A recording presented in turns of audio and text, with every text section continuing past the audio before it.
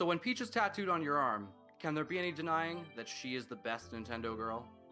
Absolutely. Absolutely the best Nintendo girl. 100%. I'm Backrolls. I'm Mac Fraser, and we're the Nintendo Nerds. We're a comedy and gaming duo here to help you craft and play your way to a better day. We met in the not-too-distant past during some spirited online Mario Kart play, and as it turns out, we share a love for art, gaming, and all things Nintendo. And we want to share that nerdy knowledge with you. So stick around, because in today's video, we are joined by cosplayer and artist Samantha, known on social media as Namioki. Thanks for joining us today, Samantha. Hi, it's good to be here, guys. It's so great to have you on today because this is really the power of the internet at play here. We should kind of explain. Samantha and I went to middle school together a long time ago, but we both moved very far away from Kentucky. And thanks to the development of social media, I've been able to watch your art growth from over a decade from afar. So not only is Samantha putting out tons of Pokemon, Animal Crossing, and other Nintendo-themed artwork, she's also a tremendously talented builder. So first, we should talk about your visual art journey, and thank you so much for being on today, I should say, first and foremost. Yeah, absolutely. I'm so excited for this. So, correct me if I'm wrong, but I believe you're mostly a self-taught artist. You've been working both traditionally and digitally for many years now, so how'd you really get started? Yeah, well, I mean, I've been drawing since I was very little. And I was introduced to anime when I was like 12, and that's just what kind of like threw me into drawing everything that I do now, cosplay, all the creative things that I have going for me. And I am self-taught. I never really went to an art school or anything, but I have to give a lot of props to websites like DeviantArt, which have tons of tutorials that I've just saved and done over the years. And you know, like the internet is a crazy place with crazy things, and we were able to learn a lot about like all different kinds of artistic things through it. So it's like a self-taught kind of thing, and then making friends with people through college and high school and everything.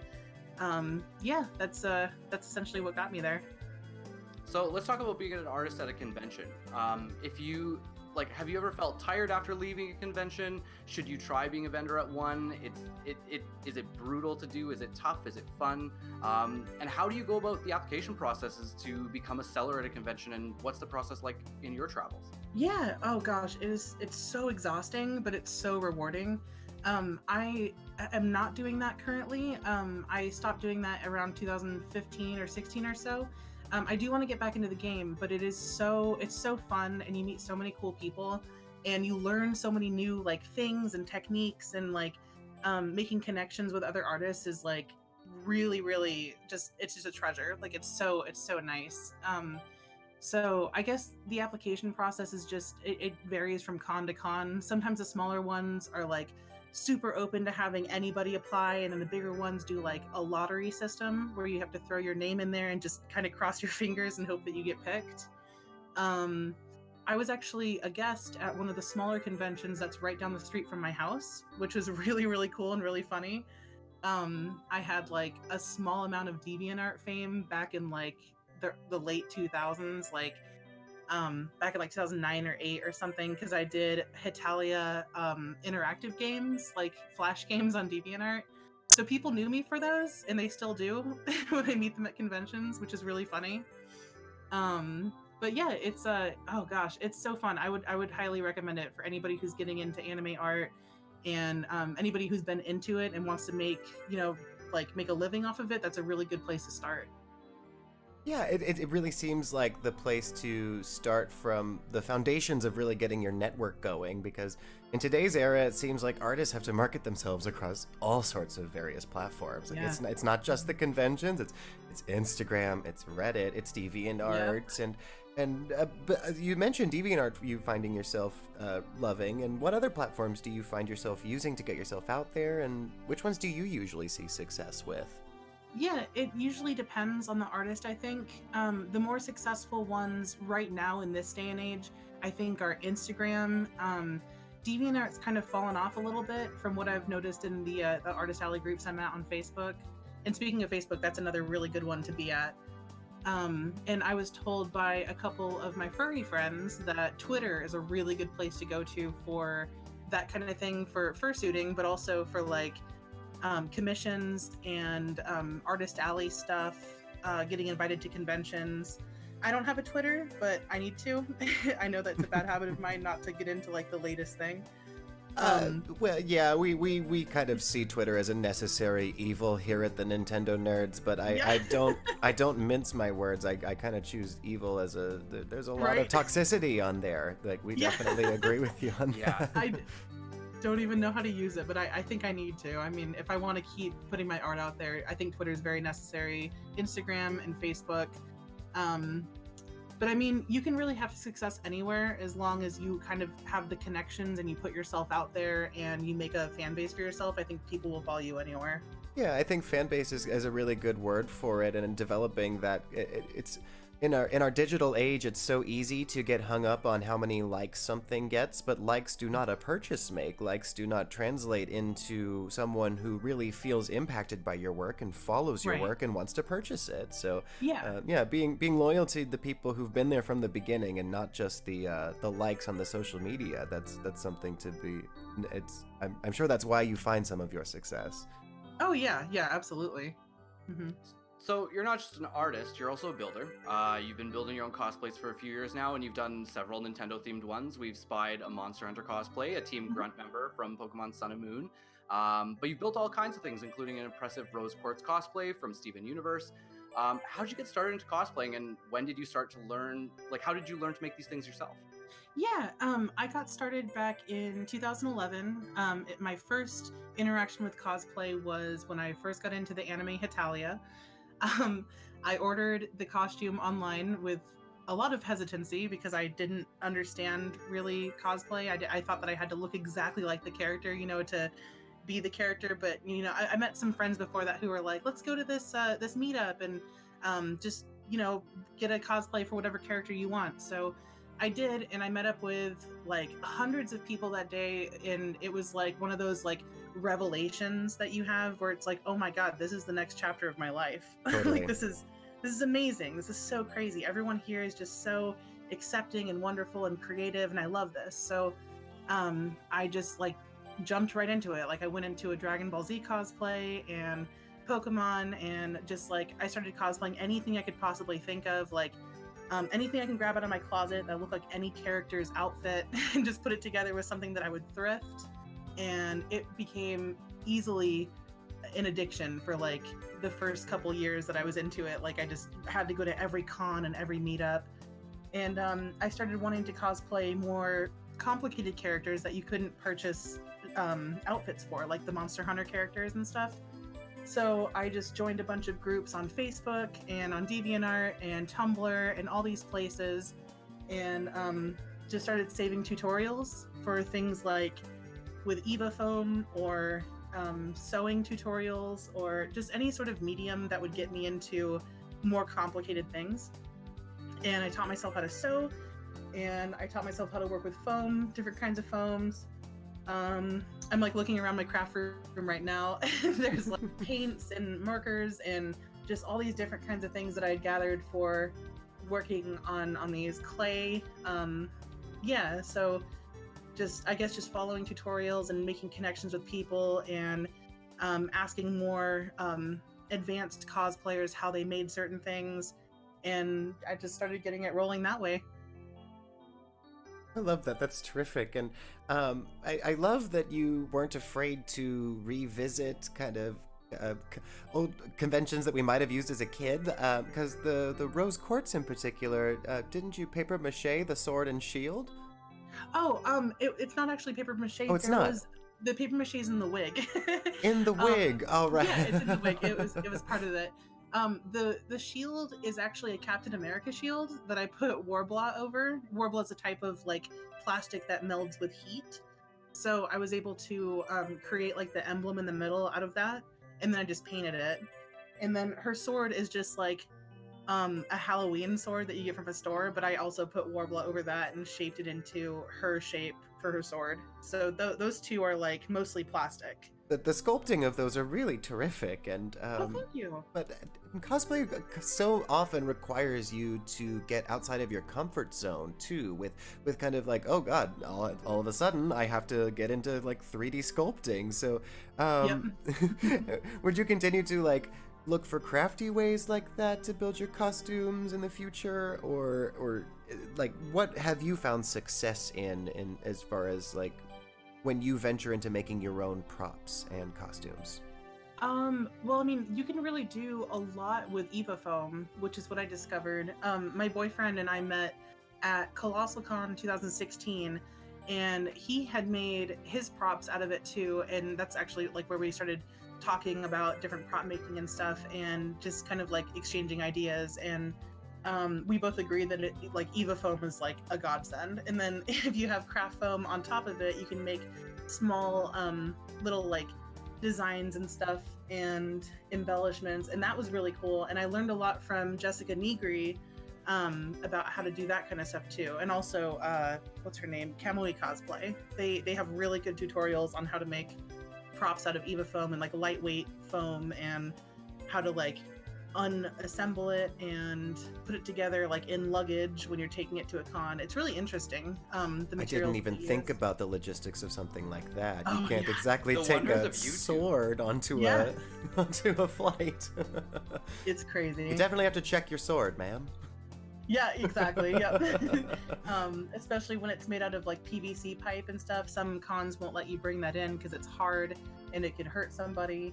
But if it's underneath layers of Eva foam, people don't really know about it. And I'm pretty sure people use the same things to LARP with. But I mean, I don't know. It could be painful if you're hitting the head with it. Now, there is something that we talked a bit about off the air before we started recording, and I wanted to touch on it, that you said that in recent days you've started to venture away from the cosplay world a little bit, and you're trying to find your way back into using some of these crafts in other settings. I was wondering if you could talk about like where you're finding this as far as your artistic journey. Yeah, I mean, I guess it's just been a couple years that I felt like I hit my peak back in like 2017 with that Rose Quartz cosplay, because I felt like I did a really good job with that, and I just wanted to take a break afterwards. It was kind of hurting my bank. Cosplay is an expensive hobby, as we know. And I was just like, I wasn't feeling challenged enough, I guess, for a while, because I was like, oh, I can make all these things, but what can I make that would really impress myself? So I made my Monster Hunter armor that I did recently, and it was nice and it was impressive and people were really excited about it, but for some reason I didn't feel very happy with it. I don't know why. It was just one of those things that just kind of happened. So I've been giving myself a couple months to just relax and do more research and kind of like hold on to some ideas that I've been like kind of going at. I want to kind of delve into a new medium and try my hand at making fursuits, maybe, and seeing if I can sell those and seeing if I have the talent for it. And I guess it's just one of those things that I'm just discovering what else I can do. I think one of the things for an artist is that you want to be challenged and you want to feel like proud of the work that you're making. And sometimes like it can't, especially with something like cosplay where it's so labor intensive, you could get a bit burnt out from doing it and become a little bit more critical of your work. And I think sometimes it's really healthy to step back a little bit and take a little bit of time to breathe and try and re-find the passion that you had to build the costumes in the first place. And if for you that's being challenged, then you want to make sure that the work that you're putting out there, the things that you're taking to these conventions, are things that you're very proud of. Right. Yeah, absolutely. So we talked a little bit about the cosplay, and we just touched a little bit on your drawing and your other artistry a little bit earlier. So it seems like you have done a lot of drawing since your early age, but we're wondering who inspired you to dive into cosplay in the first place, and if you have any specific artistic influences. Yeah. Oh gosh, I was so excited for this. I have like a list of people here that I have been thinking about forever. It's a question we like to ask every guest, and Yeah. so some people really like to do their homework, and we always love when people are like, I would love to talk about my artistic influences. Please I go love it. for it. Because the same question breathes so many different answers. It's and it's always lovely to hear. Right. It's oh my gosh, I love this. I was thinking about this all weekend and taking just my time to think about where it really came from. And I have so many different places where I can pull creativity from. So I mean, I guess I can just start from the early ages of like my anime influences. So obviously Akira Toriyama, Dragon Ball Z creator. Yes. He is probably the biggest influence on me. And I mean, just that style that he has, like the Dragon Quest style, like I've always loved that so much, and I've always that's where I started. I just have like so many notebooks back at my parents' house of just like filled pages of like Gohan and Vegeta and Goku and just all the time, just drawing them all the time growing up, like when I was probably 10, 11, 12 kind of thing. Super into DBZ.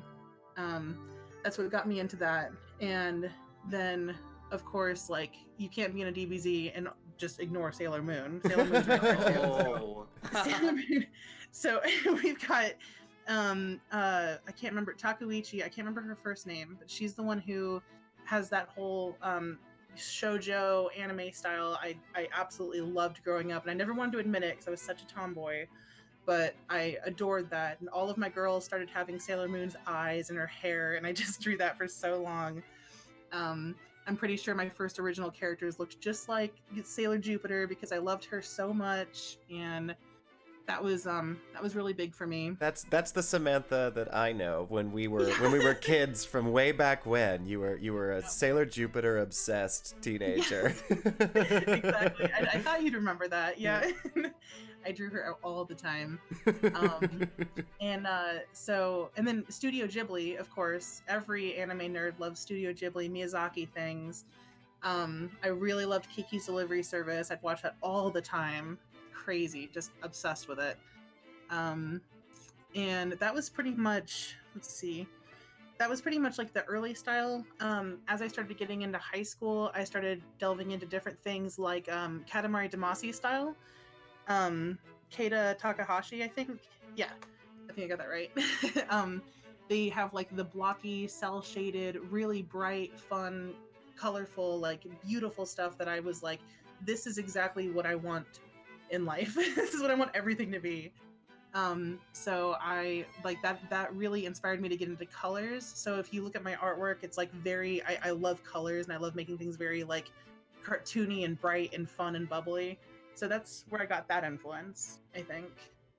If I move over to more, let's see, do you want to hear about my DeviantArt fandom or like cosplay or Artist Alley influences? Wherever this journey took you, you know? Yeah, sure. So I mean, growing up on DeviantArt, this is where I got most of my influences.